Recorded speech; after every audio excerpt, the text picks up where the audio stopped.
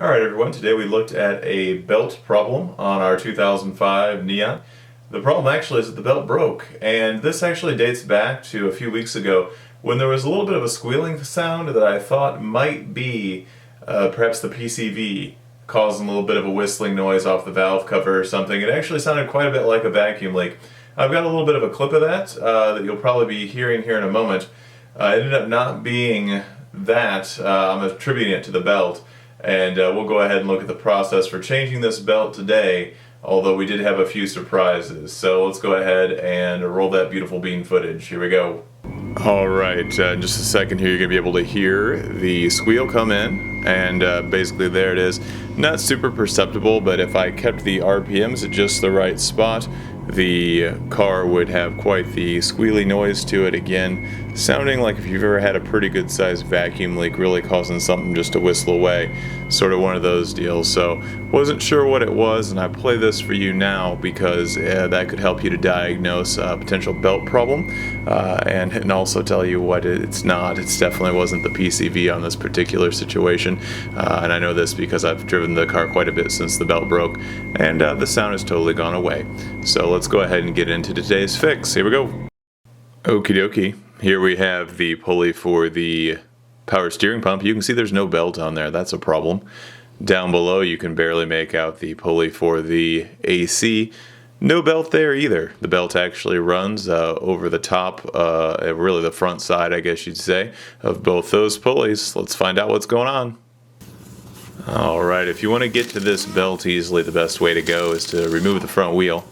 No big deal, I've got an impact, so I'm able to do that quite easily. Of course, jack stand, safety, schmafety, etc.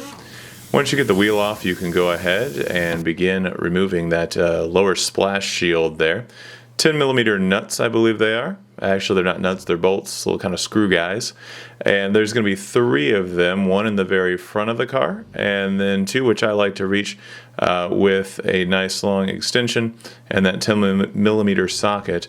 Of course, not necessary, but it just makes it a little easier for me. Those are kind of tucked along the pinch weld there. Not the easiest things to find, but you can get them off. Once you do that, the easiest thing to do is pull off the shield. It's going to be held in place with 2 more fasteners, these times just a couple little Christmas tree guys. Get those things torn out of there and the shield comes right off. Houston, we have a problem.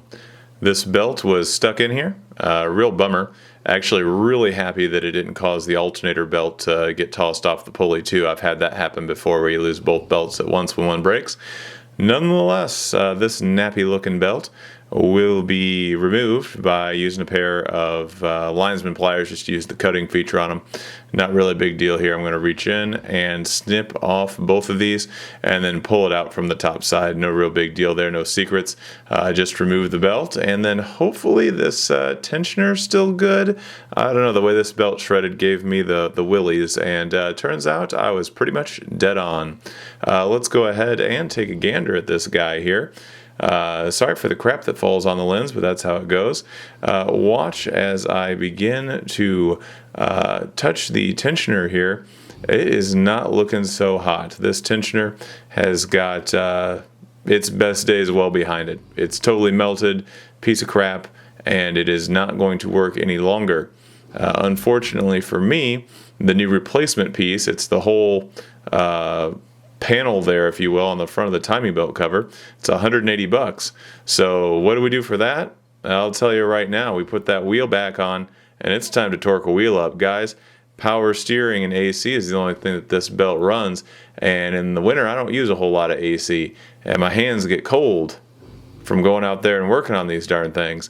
So what I'm going to do is I'm going to go ahead and throw some torque on this thing and call it a day. My wife will enjoy the old-timey nature of getting out there and driving a car with no power steering. She can impress her friends and family by letting them know how strong she is. Alright, that's that kind of thing you got to be thinking of here. Okay? Feel like Clark W. Griswold.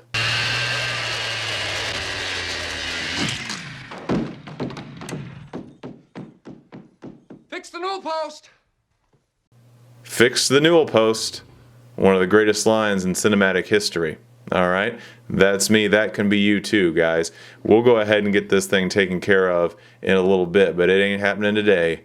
We'll catch you guys later. Until next time, keep fixing the old cars, keep them on the road.